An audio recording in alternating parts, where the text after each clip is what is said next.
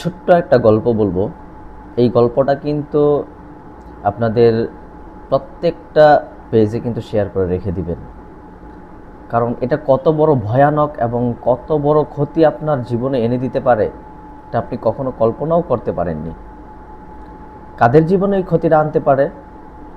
যারা হচ্ছে প্রতিনিয়ত আমাদের কাছে ফোন দিয়ে বলেন, হুজুর আমি অমুককে ভালোবাসি, অমুককে আমি বিয়ে করতে চাই, আপনারা একটা কাজ করে দেন, ওনাকে একটু বশীকরণ করে দেন, আমি ওনাকে বিয়ে করতে চাই। এমনও কি আমাদের কাছে ফোন দিয়ে বলে যে হুজুর আমি তো বিয়ে করব, এখানে তো ভালো কাজ করব, তাহলে আপনারা করে দিতে সমস্যাটা কোথায়? তো এটা একটা ছোট্ট একটা গল্প বলি একজনের, যে গল্পটা শোনার পর ডিসিশনটা আপনি নেবেন যে এটার কতটুকু ক্ষতি হয় এবং কতটুকু উপকার হয়। যে এক রোগী তো এই ধরনের কাজ করেছে, এই সিহরুল মাহাব্বা, যেটা মহব্বতের জাদু বলা হয়, মহব্বতের জাদু করে বিয়ে করেছে।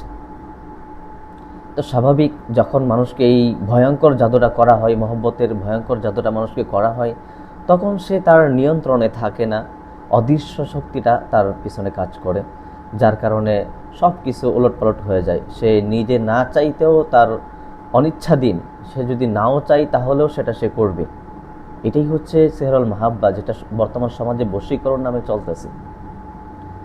তো এই জাদুটা যখন ওনাকে করা হয়, তখন সে বিয়ে করে, বিয়ে করার পর বাচ্চা হয়, বাচ্চা হওয়ার পর মানে বিয়ে করার পর ওনাদের স্বাভাবিক সংসারে যেই ঘটনাগুলো ঘটতেছিল সেটা একটু আপনাদেরকে শেয়ার করি। বিয়ে করার পর থেকেই ওনার শরীরে দুর্বলতা, তারপরে হচ্ছে আপনার পেটে পেট ফি পাতা খেয়ে পেটের ভিতরে মানে কোনো কিছু খাইতে পারে না, শরীর দুর্বল হচ্ছে দিন দিন। এক পর্যায়ে দেখা যাচ্ছে যে মুখ দিয়ে রক্ত বের হওয়া শুরু হয়।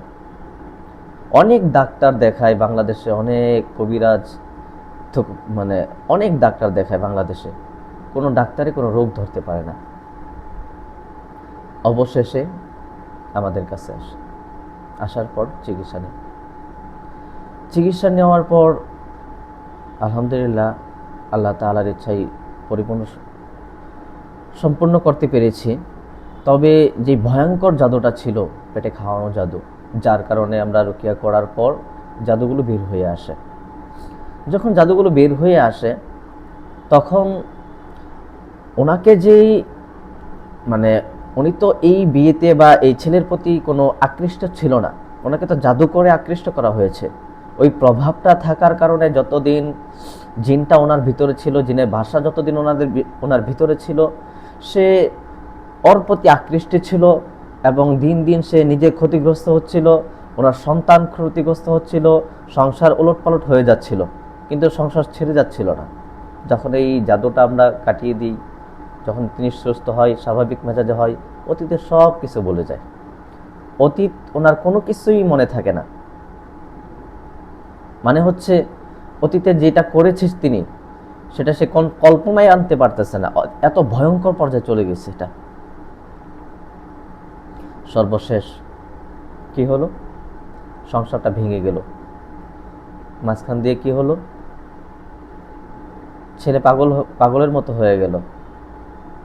সবচেয়ে বড় যেই ভয়ঙ্কর ক্ষতিটা হয়েছে, মাঝখান দিয়ে একটা ছেলে, একটা বাচ্চা মা হারা হলো, বাবা হারা হলো। পৃথিবীটা তার জন্য একদম ভয়ঙ্কর আকারে ধারণ করলো। এই সিহরুল মাহাব্বা যারা করতে চাচ্ছেন, যারা বারবার আমাদেরকে রিকোয়েস্ট করেন যে অমুককে আমি ভালোবাসি, অমুককে আমি বিয়ে করতে চাই, আমার স্ত্রী চলে গেছে তাকে বশীকরণ করে ফিরিয়ে আনতে চাই, আমার স্বামী চলে গেছে আমার স্বামীকে আমার বাধ্য করতে চাই, আমার বোনকে আমার বাধ্য করতে চাই, আমার শাশুড়িকে আমার বাধ্য করতে চাই, বিভিন্ন ধরনের যারা এই বাধ্যকরণের কাজগুলো আমাদের কাছে ফোন দেওয়ার রিকোয়েস্ট করেন, অথবা আমাদেরকে না পেয়ে অনলাইনে হাজার হাজার যারা অনেক কবিরাজ আছে, নামদারি হুজুর আছে, যারা এগুলো করে দিচ্ছে সামান্য একটু টাকার বিনিময়ে, তাদের থেকে আপনারা করিয়ে নিচ্ছেন। এটার ভয়াবহতা, এটা কতটুকু ভয়ঙ্কর, এটা কখনো আপনারা কল্পনাও করতে পারেননি। আশা করি এই ভিডিও থেকে আপনারা একটু হলেও শিক্ষা নেবেন যে এই ভয়ঙ্কর জাদু এটা শুধু ভয়ঙ্কর না, বর্তমান সমাজে এটা একটা ইমান ধ্বংসী একটা কাজ। ইমান ধ্বংসের মতো এই জাদু। এই জাদু এত পরিমাণ নিকৃষ্ট, এত পরিমাণ জঘন্য যে এই জাদুর ফাঁদে পড়েছে সেই শুধু বুঝেছে। হয়তো অনেকেই বলে যে আমি এটা করে বশীকরণ করে সমাজের মধ্যে বা আমার স্বামীকে আমি ফিরে পাওয়ার পিছনের যেই ভয়ঙ্করটা রয়েছে সেটা কখনো প্রকাশ করেছেন? সেটা কখনো ঘাটাঘাটি করে দেখেছেন যেটার পিছনে কি হচ্ছে আপনার? আপনি হয়তো আপনার কাছে ফিরে পেয়েছেন, কিন্তু আপনার তো স্বামী আপনার নিয়ন্ত্রণে ঠিকই আছে, কিন্তু এটার পিছনে যে ভয়ঙ্করটা কাজ করতেছে, যেই ক্ষতিটা আপনার কাজ করতেছে, সেই ক্ষতি কি আপনার সারা জিন্দিগি শেষ করে দিলেও পোষাতে পারবেন? শুধু এটা নয়, আরেকটা কাহিনী শোনাই। যেই বশীকরণ করে বিয়ে করার কারণে বাংলাদেশের এমন কোনো ডাক্তার নেই, দেখায়নি যে শুধু একটা বাচ্চা নেবে, বাচ্চা হচ্ছে না। শুধু বাচ্চা হচ্ছে না এমন না, ওনাদের সাংসারিকের মধ্যে যে স্বাভাবিক মিলন হওয়ার কাজটা ছিল সেটাও তারা সক্ষম নয়, শুধু এই জাদুর প্রভাবের কারণে। আপনি হয়তো ভাবছেন যে আমি জাদু করে বশীকরণ করে ওনাকে আমার আয়ত্ত রাখবো। সর্বপ্রথমেই তো আপনার ঈমানটা চলে গেল।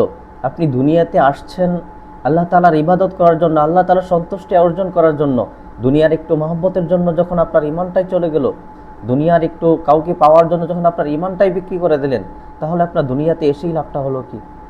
তাহলে আপনি মুসলিম রইলেন কিভাবে? এমন ভালোবাসার আমার দরকারটা কি? আল্লাহ তাআলা আমাদেরকে এই সমস্ত সিহরুল মাহাব্বা আমাদের সকলকে হেফাজত করুক।